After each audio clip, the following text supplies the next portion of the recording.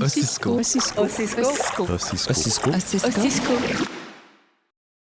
Rouyn-Noranda, une ville du nord-ouest du Québec, contient un trait d'union dans son nom.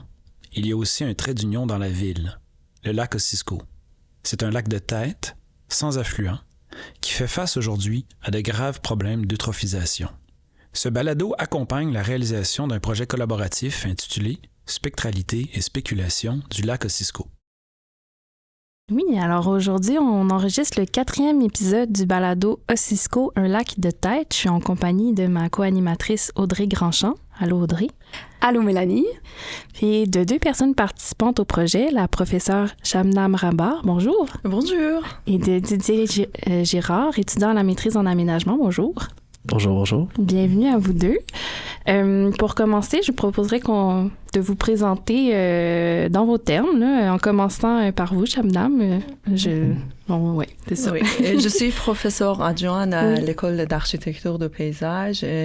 J'enseigne notamment les ateliers en architecture de paysage. Je m'intéresse aussi aux théories plutôt philosophiques et comment ces théories peuvent nourrir les projets de paysage. Et toi, Didier? Moi, c'est Didier Girard. Je suis étudiant à la maîtrise en architecture de paysage à la faculté de l'aménagement de l'Université de Montréal.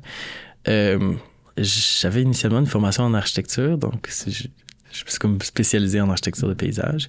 Puis j'ai aussi fait un petit saut à l'UQAM, aussi en art visuel, donc ça fait plaisir de revenir à l'intérieur du bâtiment. C'est ça. En ce moment, je suis en train de faire la maîtrise. J'ai déjà eu Shabnam comme professeur. Puis c'est un peu comme ça qu'on a appris à se connaître pour ensuite commencer le projet. D'ailleurs, je co-crée le projet avec Shabnam, mais je travaille un peu aussi avec Nicole, que vous avez déjà vu, puis avec Heather, qui va faire un tour plus tard, je pense, dans la session. Oui, c'est la preuve qu'il y a vraiment beaucoup de maillage dans tout ce projet-là. Juste à travers toi. Oui, c'est ça. Puis là, on s'était dit que peut-être, pour commencer, il paraît qu'il y a comme une histoire. Fait que là, on aimerait ça savoir, Shabnam, comment t'as été sollicitée pour participer au projet par Jonathan? Oui, en fait, ma fille et le fils de Jonathan sont dans la même classe, dans une école. Et j'étais en fait directrice d'un étudiant de maîtrise qui a travaillé sur le lac Ossisco, et Jonathan a déjà consulté apparemment ce projet de fin d'études. Et par hasard, on était dans une fête de l'école et on s'est rencontrés et Jonathan m'a parlé de son projet et après il m'a invité de collaborer avec lui. Et c'était comme ça en fait. Oui, t'as accepté. Oui, avec grand plaisir. Oui. C'est bon, là. Oui. La communauté, tout de suite. Oui. Puis après ça, vous avez décidé, t'as décidé, Shabnam, de travailler aussi avec Didier en passant au projet. Oui. Après, on a contacté Didier pour savoir si elle s'intéresse à collaborer avec nous, parce que je connais Didier durant mes ateliers. Après, elle s'est intéressée, on travaille ensemble. Il est collaborateur de ce projet, on partage nos idées, nos réflexions. Oui. D'ailleurs, c'est ça. C'était Nicole même qui m'avait comme envoyé un peu le poste d'auxiliaire, mais collaborateur plus qu'auxiliaire ces jours-ci. Pour le projet du lac Ossisco. Je venais juste d'être étudiant pour Nicole, puis on s'avait d'ailleurs croisé au Jardin de Métis cet été, moi puis Nicole, puis elle m'avait rementionné ça. Fait que c'était comme aussi un peu comme une petite parenthèse à l'extérieur de l'école qui nous a fait reconnecter là-dessus. Oui, c'est ça, c'est le fun de se croiser dans des espaces extérieurs, tu sais, comme d'être dans la nature pour réfléchir à ces collaborations-là aussi, c'est drôle. Oui. Oui. C'est vraiment finalement la nature qui vous a connecté tout le monde.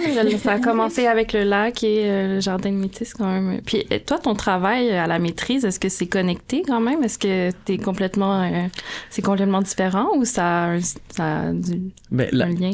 La maîtrise en paysage, en architecture de paysage, est un peu particulière. C'est une maîtrise qui est axée sur la recherche, mais c'est une maîtrise professionnelle. Donc, des fois, je décris ça comme un très long bac, mais ça lui rend pas justice, dire ça non plus. Donc, on est quand même beaucoup chargé avec des cours, des choses comme ça, mais on finit la maîtrise avec un espèce de projet thèse. D'ailleurs, qui était un exemple de ce projet-là, c'est le projet qui a été fait sur le lac par un étudiant qui était chapeauté par Shabnam. Oui, par Florian Sadger. OK. Oui, OK. le nom de l'étudiant. Mais là, c'est intéressant parce que tu as dit aussi, Didier, que tu avais une formation aussi en art. Donc là, dans ce projet-là, ça vient vraiment rejoindre tes deux... la maîtrise en architecture, mais aussi l'aspect un peu art visuel, ou en tout cas, il y a comme une... Ben, j'ai peut-être survendu un peu, là. J'ai un certificat, là, seulement. Mais seulement. Quand même. Mais j'ai quand même... Ce qui était drôle, c'était que lorsqu'on est allé à Rouen, j'ai réalisé qu'il y avait Susan, ici, de l'UQAM, qui avait déjà été une de mes professeurs durant ce certificat-là. Donc, c'était vraiment plaisant de voir un peu ces maillages-là qui se sont faits même avant le projet. Puis, en fait, je vais vous poser la question si vous pouvez nous décrire un peu l'architecture de paysage pour les personnes qui savent pas c'est quoi, puis c'est ça. D'accord. Peut-être j'aime bien commencer par décrire la notion de paysage. Oui, okay? Parce que c'est vraiment en lien avec la façon dont on définit l'architecture de paysage. Il y a un grand changement majeur dans notre façon de définir la notion de paysage grâce au travail notamment des philosophes comme Augustin Berg et Jean-Marc Besse. Aujourd'hui, on définit le paysage comme une entité relationnelle, c'est-à-dire le paysage est une réalité formée à travers un champ de relations entre l'homme et son environnement.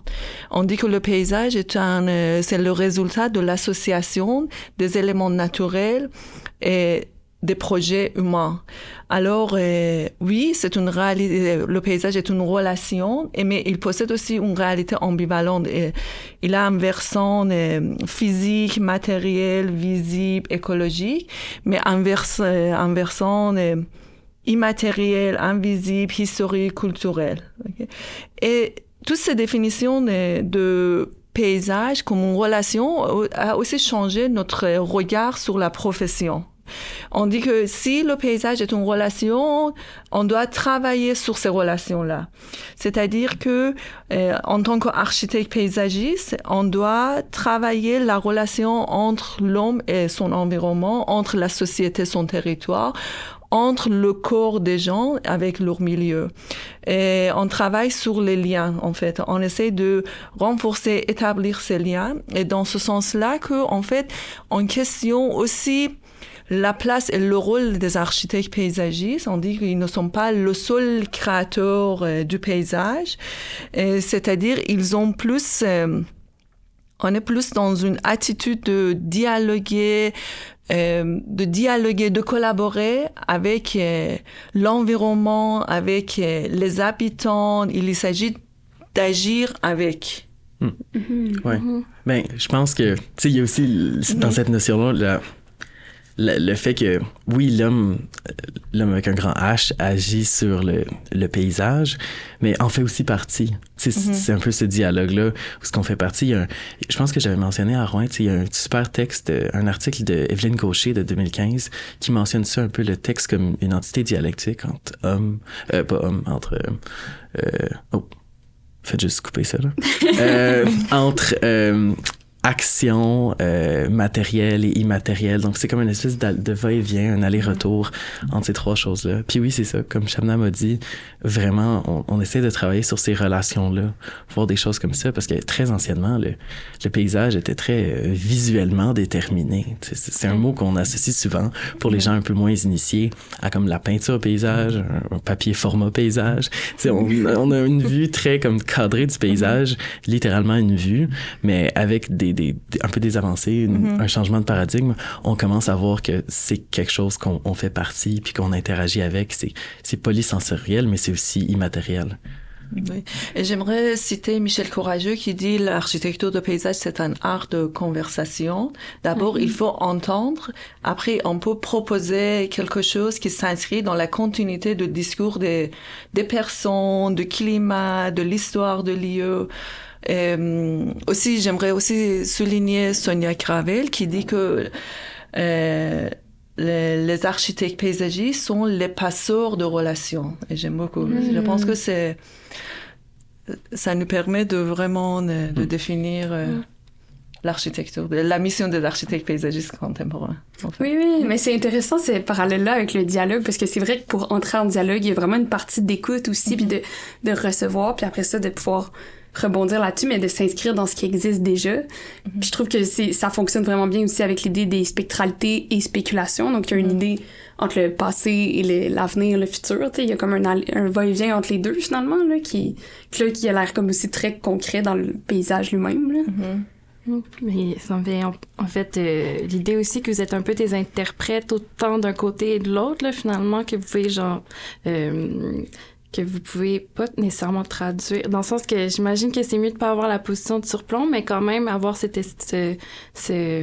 pouvez quand même transmettre l'information que vous retenez du paysage aux personnes et vice-versa. Je sais pas trop c'est clair, mais aussi, je trouve ça super intéressant, le fait que vous pouvez avoir un impact direct sur le rapport des gens à leur environnement, là, en fait, avoir vraiment développer leur sensibilité par rapport à ça, là, que c'est quand même... c'est...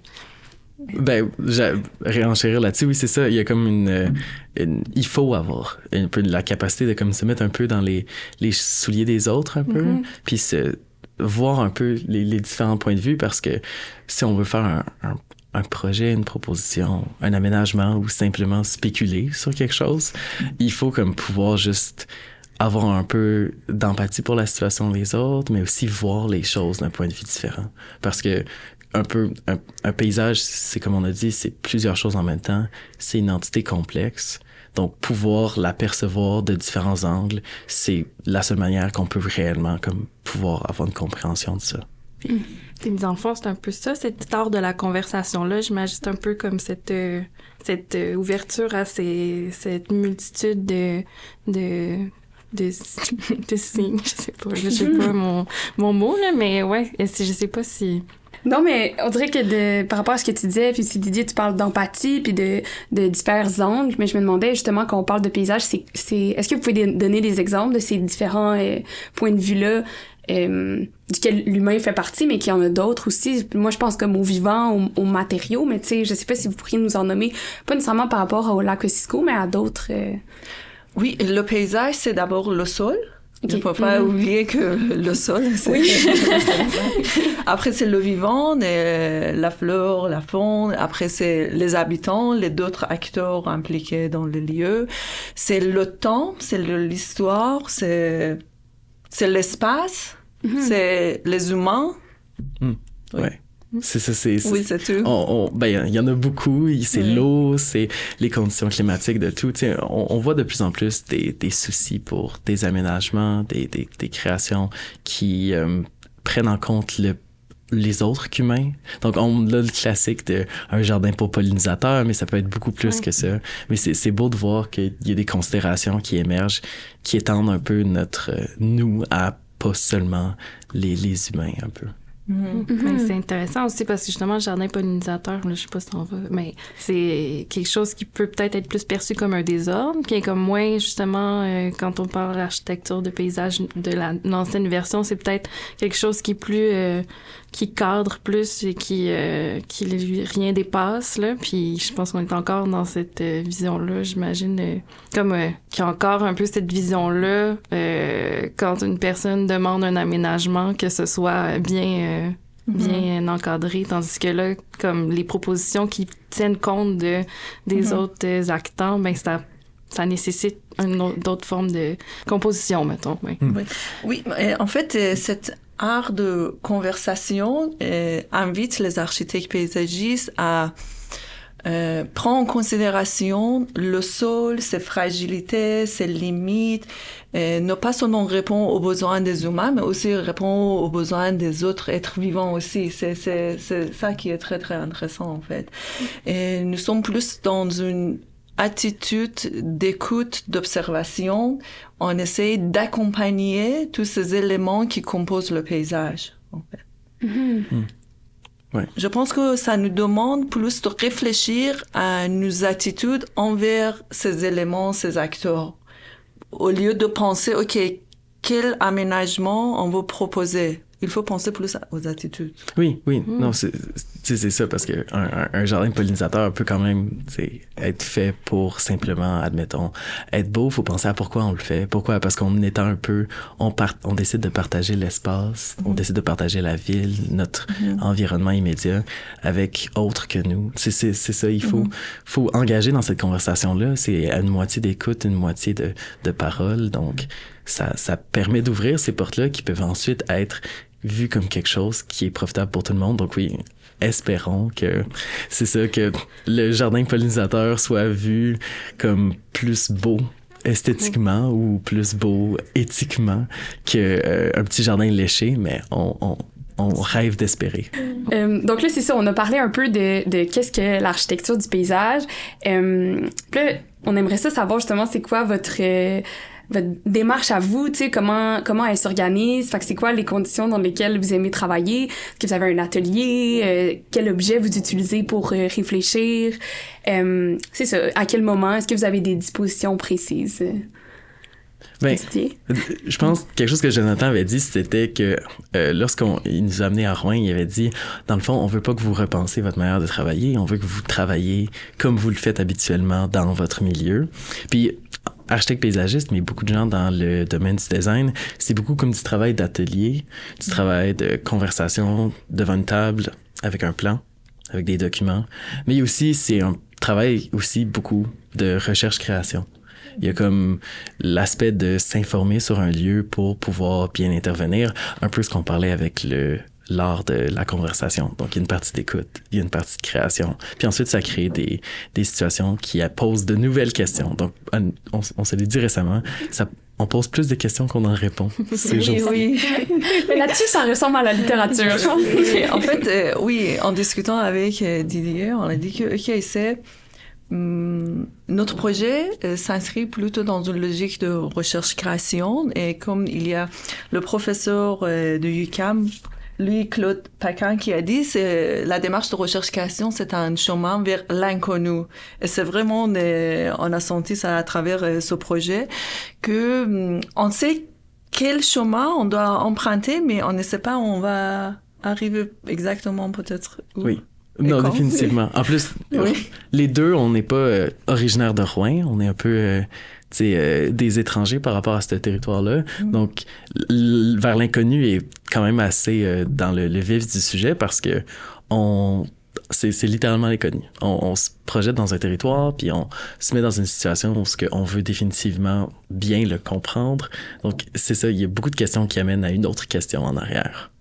Mais peut-être c'est intéressant de dire c'est quoi l'objectif de notre projet. Nous visons à élaborer des scénarios de métamorphose de milieu pour favoriser une cohabitation plus harmonieuse, plus solidaire, plus heureuse entre la ville et le lac Ossisco.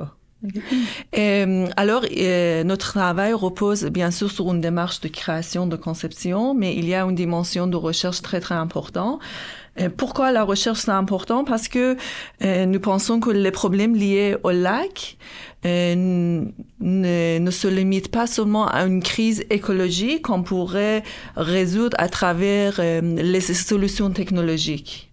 Nous pensons que le lac et tous les défis qui entourent le lac reflètent en fait une crise plus fondamentale, une crise ontologique et culturelle qui remet en question les fondements même de notre société. Tels que le capitalisme, le productivisme, la culture de consommation, notre culture d'obsolescence programmée, tout ça en fait. Alors pour nous, c'était important de replacer la question du lac Ossisco dans une perspective plus large, plus globale, en cherchant à comprendre quelles sont les valeurs de notre société, quelle manière de construire ont participé à l'épuisement de nos milieux, mais aussi de leurs habitants, humains et non humains. Voyez. Aussi, pour nous aussi, c'était important de explorer quelle nouvelle manière de faire, quelle nouvelle valeur nous permettait de dépasser ces crises-là. Alors, pour nous, c'était important comment on peut imaginer une véritable cohabitation entre la ville et le lac, en fait. À travers quelles nouvelles valeurs, à travers quelle nouvelle manière de faire. Oui, c'est ça. Puis, comme Shabana m'a dit, c'est... Vu qu'on décide de trouver un peu ces problématiques là, avec la ville, avec Rouyn-Noranda, avec la relation avec le lac, ça l'amène à vouloir connaître les acteurs, vouloir savoir c'est quoi un peu les points, les problématiques avec peut-être la relation qui se passe en ce moment. On a eu beaucoup de conversations avec Collectif Territoire lorsqu'on était là-bas. Patrick de Collectif Territoire il a dit techniquement, on pourrait comme simplement vider tout le lac, son entièreté, les contaminants, et le remettre à l'intérieur. Mais là, ça devient un peu le bateau de Thésée. Est-ce que c'est le même lac? Est-ce que c'est le même territoire? Est-ce que c'est le même paysage? Là, on veut voir un peu... Si on remplissait le lac comme ça, qui dit qu'on le repolluerait pas le lendemain? Parce qu'on pourrait le voir comme remplaçable. On pourrait le voir comme quelque chose qui peut être simplement renouvelé par des avancées technologiques. Donc, c'est le changement de paradigme qui nous fait questionner puis proposer des solutions qu'on veut réellement qui aient des bases philosophiques puis éthiques qui respectent le territoire, qui respectent le paysage. Comment vous allez chercher les valeurs autour de ce lac-là, finalement? J'imagine que vous ne pouvez pas apposer juste... faut, comme vous allez un peu... je sais pas mon mot... pas solliciter, mais prendre le pouls un peu de... c'est quoi leur vision là-bas, ou en tout cas, j'imagine que ça doit être difficile aussi de synthétiser, là. J'imagine que ça doit aussi être un peu multiple, pluriel. Comment... oui, c'est ça, comment?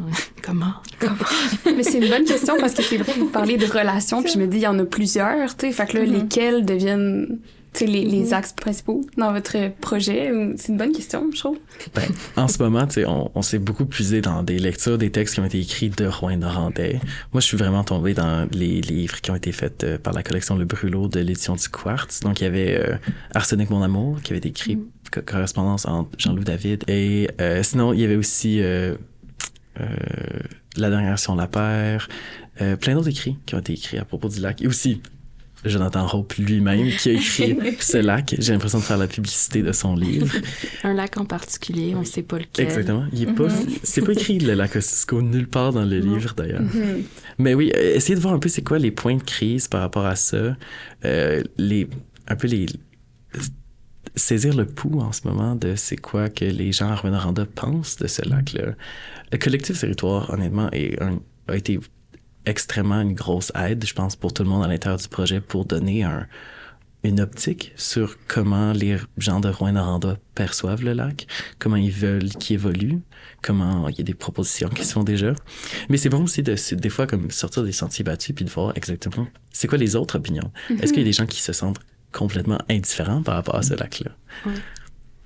Et en ce qui concerne les valeurs, il y a aujourd'hui beaucoup de réflexions sur les nouveaux paradigmes et les nouvelles valeurs.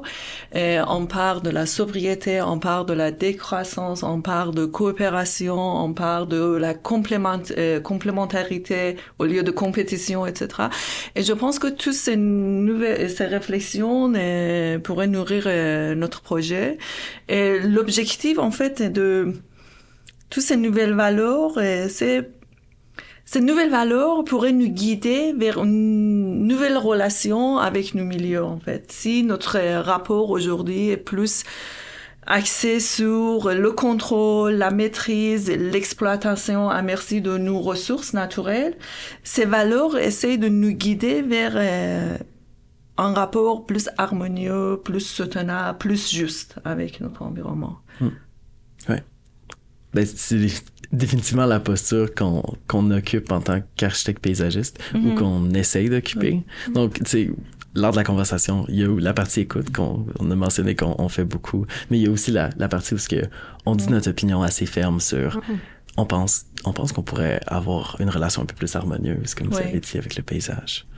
Oui, c'est ça, vous questionnez, mettons, le capitalisme puis les systèmes de production et leurs chaînes quand même assez frontalement aussi, finalement, pour appuyer l'émergence de ces nouveaux paradigmes-là, en fait, là. Il y a ça qui est intéressant, là. Ouais.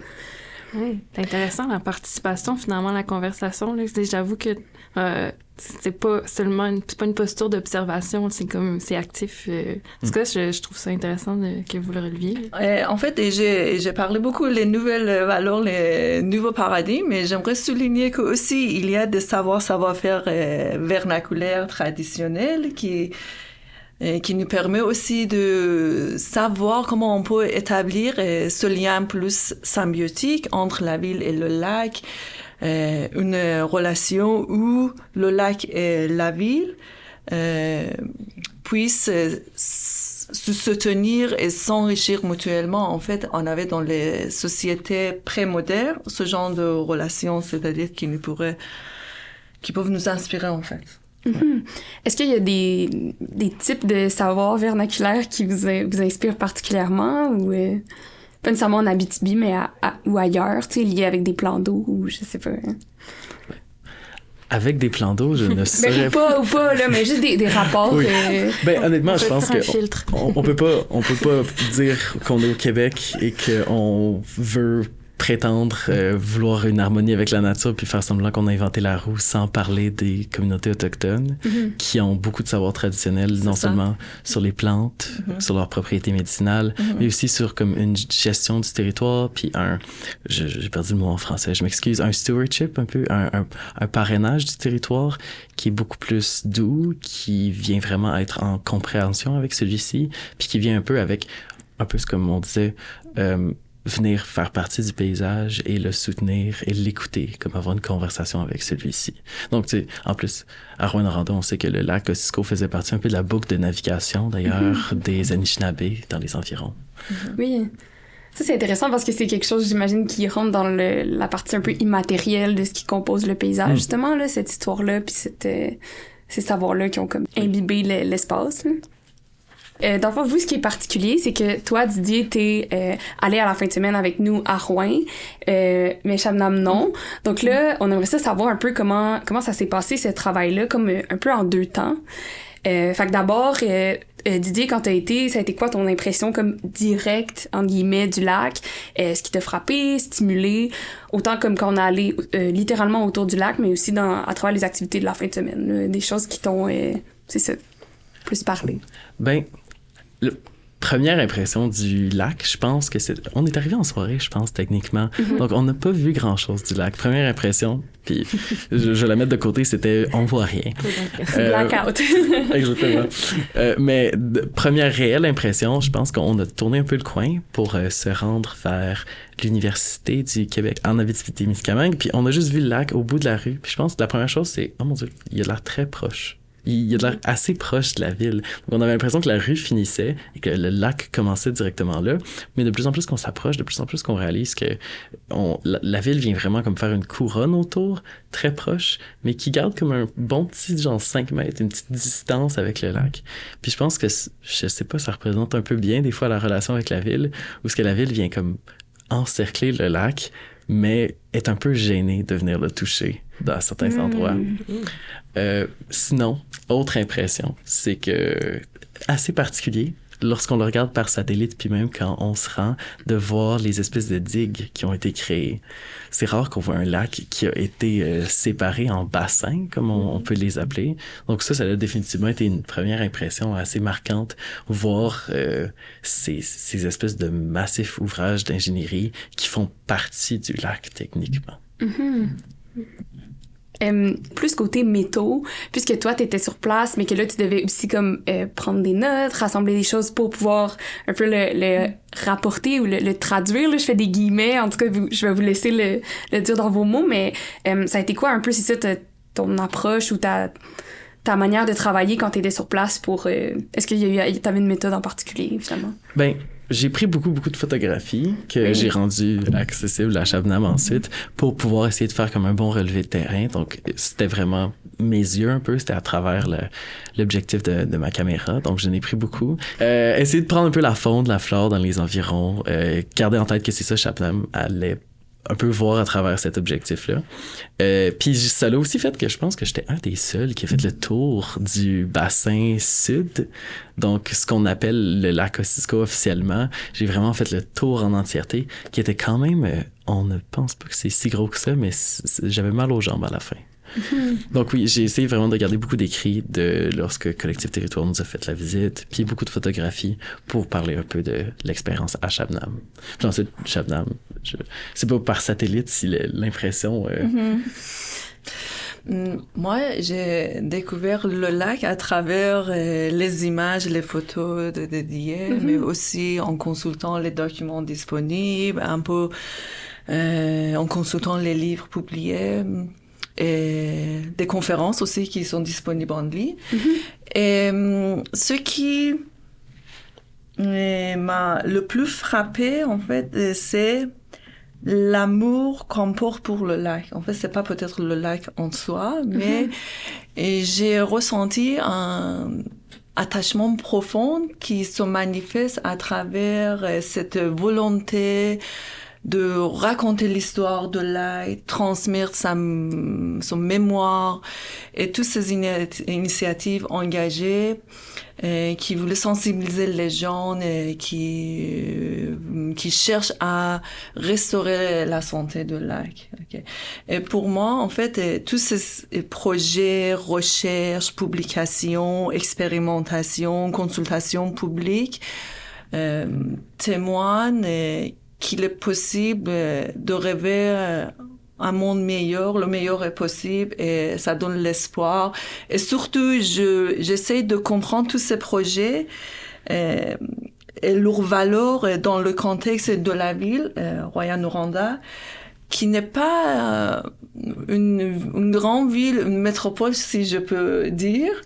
C'est-à-dire, les métropoles sont engagées dans les grands projets d'aménagement labellisés durables, mais j'ai ressenti que ces actions, ces projets, ces initiatives viennent du bas. Et pour moi, c'est quelque chose de très, très beau.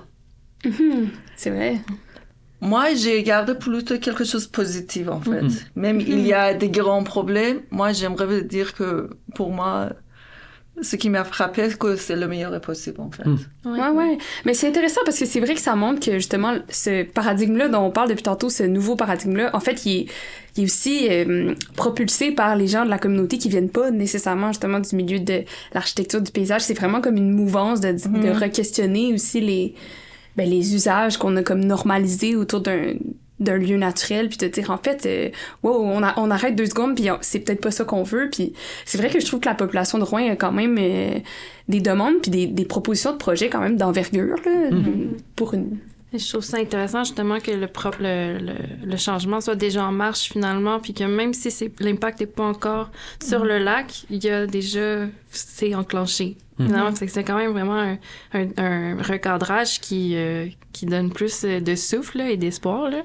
Parce que, oui, c'est vraiment...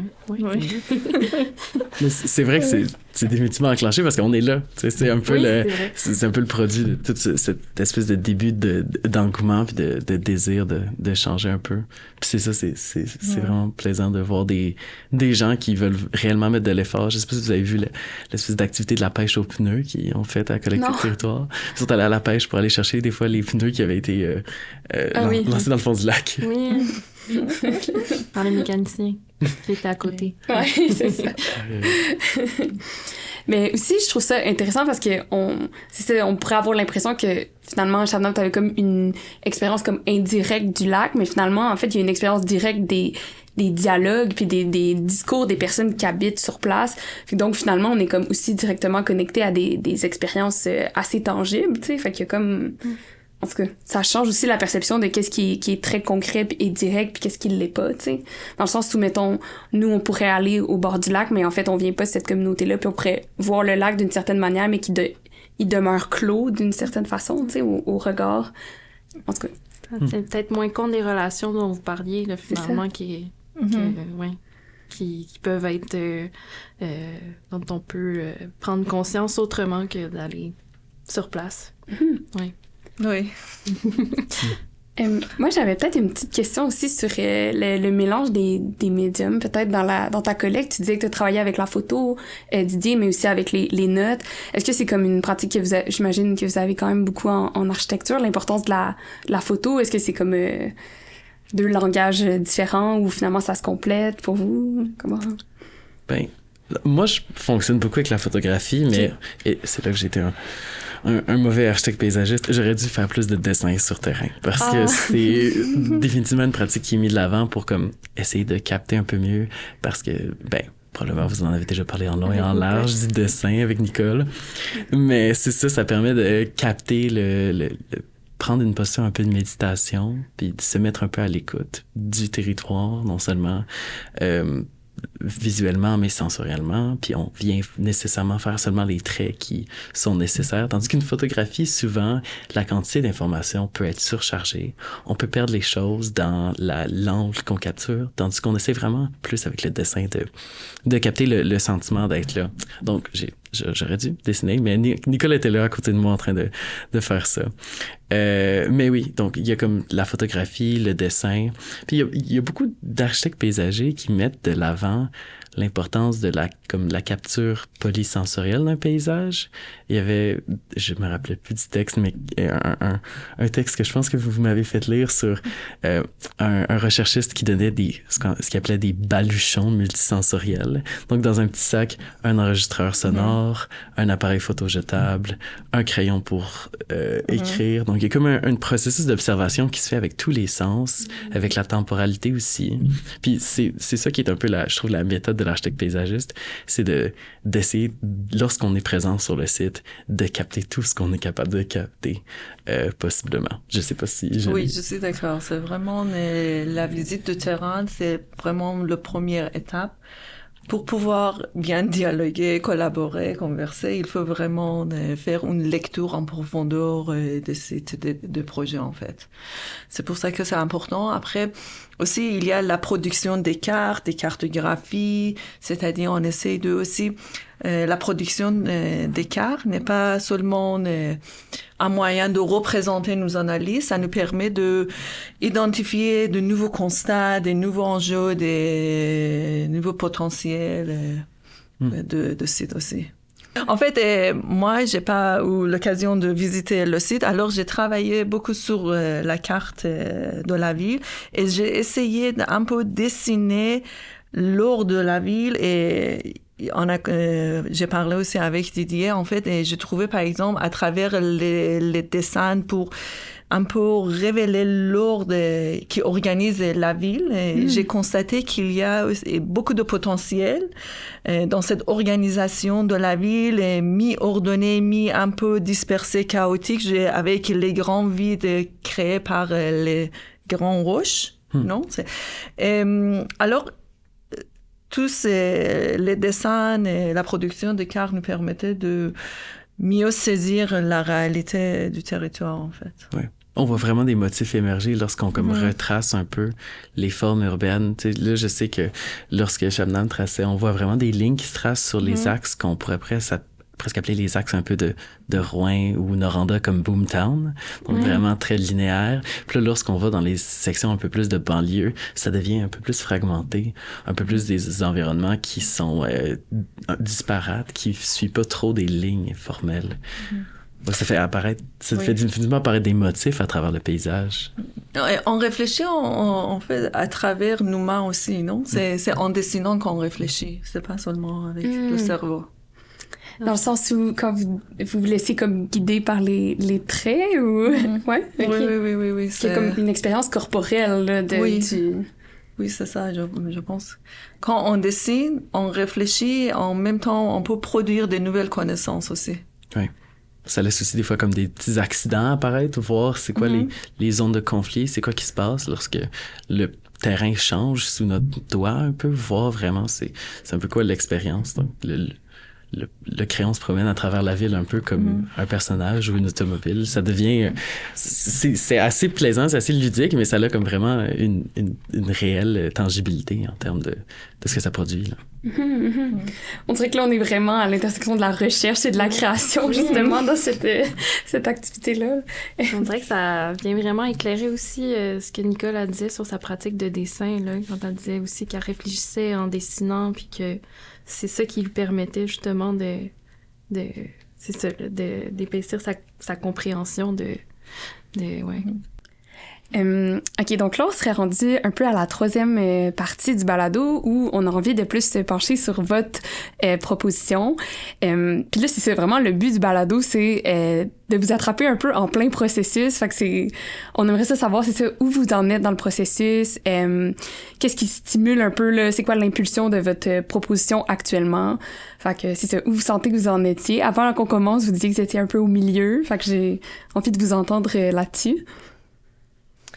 Dans notre proposition, nous avons décidé finalement de travailler le lac, la relation de lac avec la ville dans son épaisseur territoriale, en fait.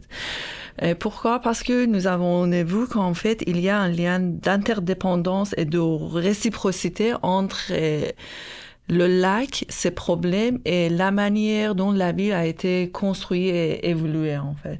C'est-à-dire que la santé du lac est intimement liée à la ville et à sa façon dont on a construit. C'est pour ça qu'on a dit qu'il faut travailler dans l'épaisseur territoriale de la ville au lieu de travailler alentour du lac. C'est notre première idée de métamorphose, en fait. Oui, c'est ça. Comme Shabnam m'a dit, on veut vraiment proposer une direction d'une métamorphose, pas nécessairement un aménagement concret qui va être sur papier. On veut définitivement pas imposer quelque chose sur le territoire, mais commencer à un peu bouger les engrenages sur peut-être comment est-ce qu'on peut penser le territoire différemment, surtout dans cette épaisseur-là. Parce qu'on sait qu'il y a beaucoup d'écologistes, beaucoup de gens en études de biodiversité qui parlent qu'il faut avoir comme une distance végétalisée ou qu'on respecte avec les bandes riveraines, puis que pour les lacs, finalement, c'est des bandes qui doivent être encore plus grosses parce que c'est réellement un bassin versant qui vient ramasser toute cette eau-là. Lorsque même qu'on était à Rouyn, Collectif Territoire disait qu'il avait fait un petit effort parce qu'il venait peinturer proche des bouches d'égout en écrivant « Le lac commence ici » parce que beaucoup, des fois, des mégots de cigarettes, des choses comme ça se retrouvent dans le lac par passage à travers les égouts. Et c'est ça. On va un peu aller dans cette idée-là que le lac commence à l'extérieur de ses limites formelles. Puis une partie de la ville, dans le fond, doit agir comme adjacente, mais aussi unie un peu avec le lac. La matérialité de cette proposition commence à prendre forme, mais on va pas vendre la peau de l'ours avant de l'avoir tué.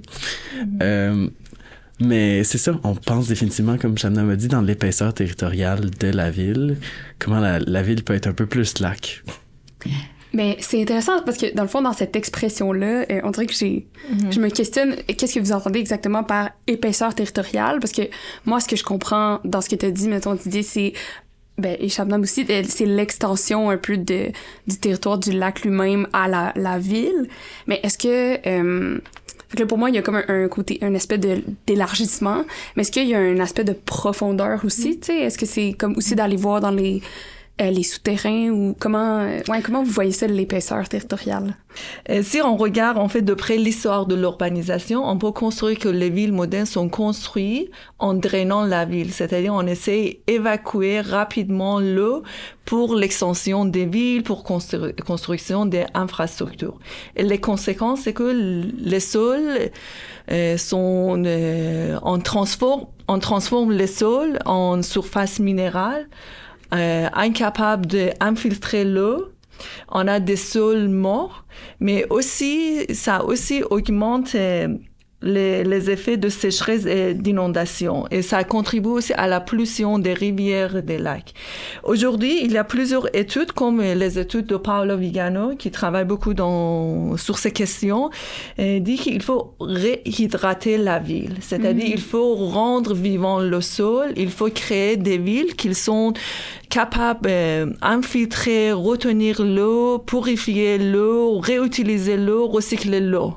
Et notre proposition s'inscrit dans ces nouvelles réflexions.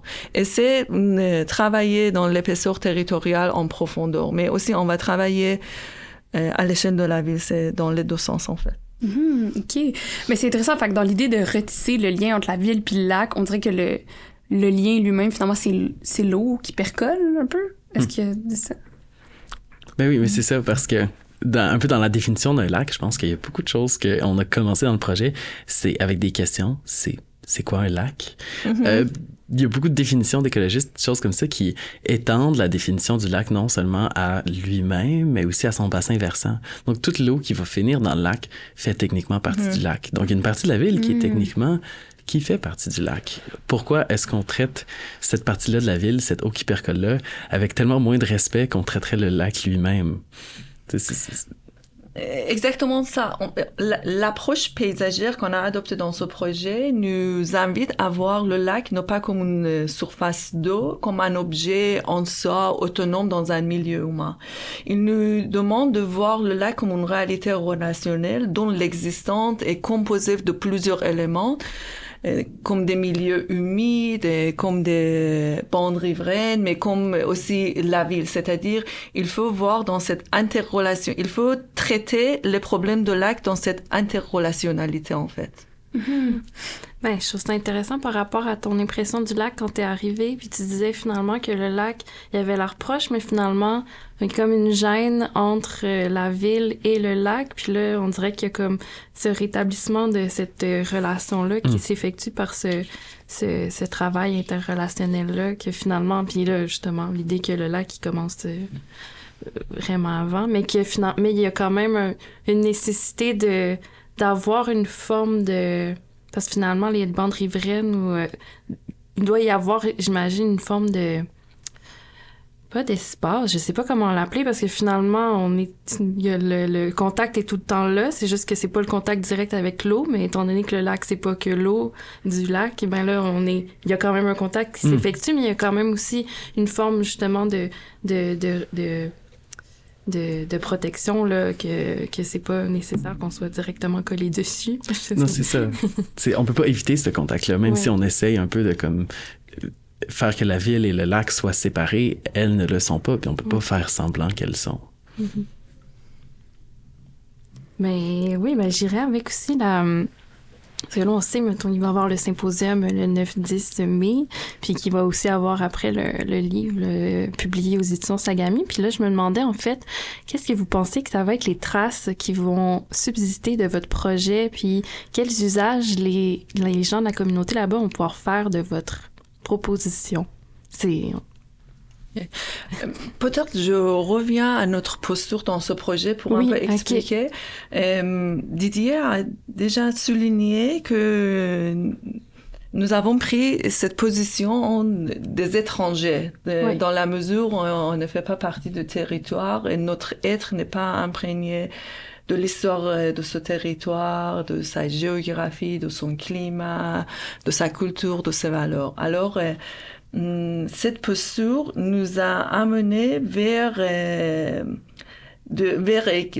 questionner quelle est l'essence de notre projet. Et on a décidé de ne pas proposer un aménagement bien fini, comme un produit fini, mais nous avons dit on va proposer une manière de penser, de concevoir la métamorphose de milieu qui favorise cette cohabitation plus harmonieuse entre la ville et le lac. Alors, notre objectif de peut-être dessiner un processus réflexif qui montre en fait les potentiels de ce territoire pour réinventer et pour aller vers un milieu de vie plus hospitalière, plus vivant. Alors, nous allons formuler une structure ouverte, perméable et appropriable par les gens, manipulable par les acteurs locaux. Pour nous, c'est très, très important, en tant qu'étranger, ne pas proposer des aménagements très précis, très exacts, mais proposer une manière de penser, de concevoir que les acteurs locaux, notamment les citoyens, peuvent approprier, en fait, selon leurs besoins, selon leurs désirs, selon leurs envies, en fait. Je pense que ça pourrait être notre contribution à ce projet, c'est-à-dire montrer comment les architectes paysagistes peuvent imaginer la métamorphose de lieux. C'est définitivement un peu un projet manifeste. On a comme une posture éthique à travers ça, critique définitivement. Puis on cherche aussi comme une direction à emprunter. Donc, je pense que l'impact réel de tout ça, l'impact réel sera d'inspirer un peu. C'est essayer d'ouvrir des portes, peut-être. Avoir une réaction de la part des gens, que ce soit du voisinage, que ce soit des gens qui peuvent observer notre projet. Puis, éliciter une réaction.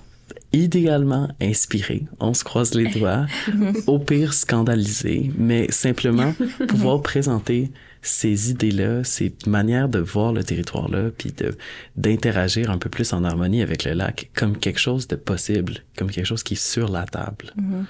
Didier parle d'ouvrir les portes. On peut dire aussi ouvrir le champ des possibles. Ouais. Notre objectif, c'est ça aussi.